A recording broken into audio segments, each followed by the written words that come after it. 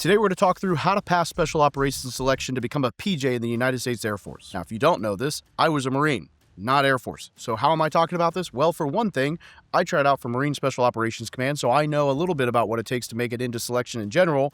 However, a good friend of mine named Ashton is not only a member of my war room community, but was a PJ for over 20 years, retired from that world, and he was gracious enough to help me craft this video to make sure you know exactly what to expect to help make it through PJ school. The very first pointer here is that mindset is everything. Your body will follow whatever your mind believes to be true, right? And so if you decide you're not going to quit and you decide you're going to stick it out, right? So like case in point, you should never quit on a bad day. You should wait for the next day and then decide if you're going to quit. And if you decide not to quit, your body will be able to figure it out and make it through almost anything you put your mind to. Number two here is clarity. And I know clarity doesn't sound like something that'll actually help you out, but that's why it'll help you out. You need to be crystal clear on why you are in training. Special warfare is open source. You're going to be able to know the standards, the phases, the expectations, and what to expect in training. And so if you don't study that and learn that, you're already behind. So you need to be crystal clear on what to expect and your goals going into this and know why you're there, because it's going to get tough. It's going to suck. Things are going to come up.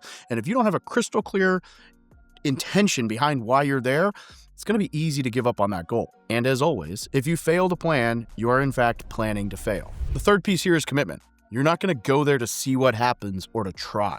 You have to be all in, or you've already lost. Selection's built to expose every weakness, every insecurity, every excuse. It's going to get under your skin and in your head. And if you're not fully committed, the cadre are going to find that crack in your armor and they're going to pry it open and use it against you. And so you really should go with a win or die trying mentality.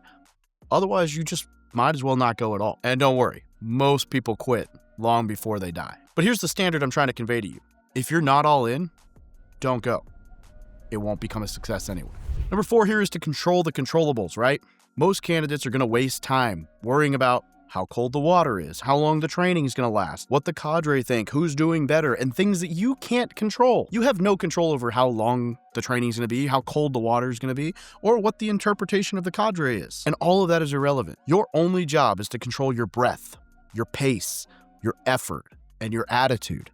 Control what you can control and stay in your own head. Don't get in a bad space. Just shrink your focus. Get tunnel vision. The next rep, the next lap, the next breath, stay present. Men who master their attention become unbreakable. Number five here is team before self, i.e. your ego is not your friend here.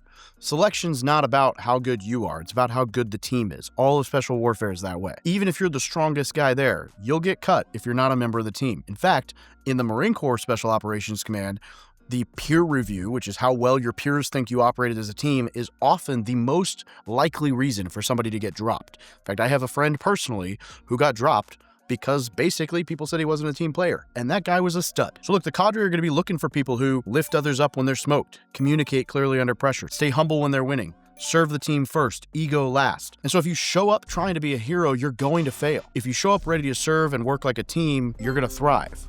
Number six here is that the suck is the point. In the Marine Corps, we say, embrace the suck. It's no different here. Selection is not a fitness test. It's a behavioral interview. It's designed to reveal who cracks, who hides, who whines, who keeps going, and who laughs in the face of chaos. Pain is not the enemy here. It's the filter. And the faster you accept it, the faster you become the man who belongs there. Number seven here is never quit on a bad day, and I think that's incredibly strong advice. Every man who ever made it through selection had days where they felt broken, cold, exhausted, scared.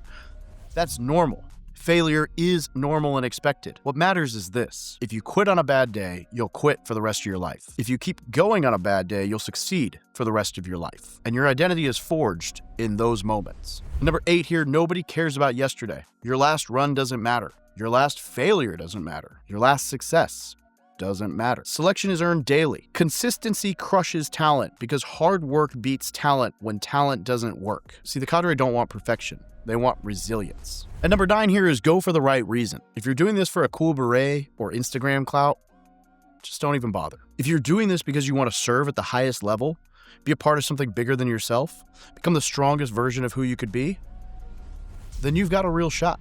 Selection does not find the strongest man. It finds the man who refuses to die. And if that's you, go.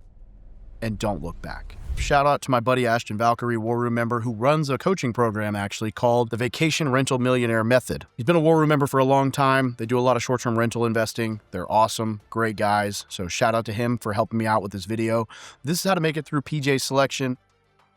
And based on the fact that you made it all the way through to the end here, I'm going to drop a video right here that YouTube thinks is performing really well, and you should check it out because it'll help you with your journey into the military. And if you're new here, just so you know, we help people decide when and how to join the military, what branch to choose, what jobs to choose, and everything else in between. But we also, and what I would argue more importantly help with, is we help service members and vets achieve financial freedom so that they can live life on their terms while serving or after service and actually enjoy the life that they fought to defend. So if that's you, or you want that to be you, subscribe, join the channel. Welcome to the club.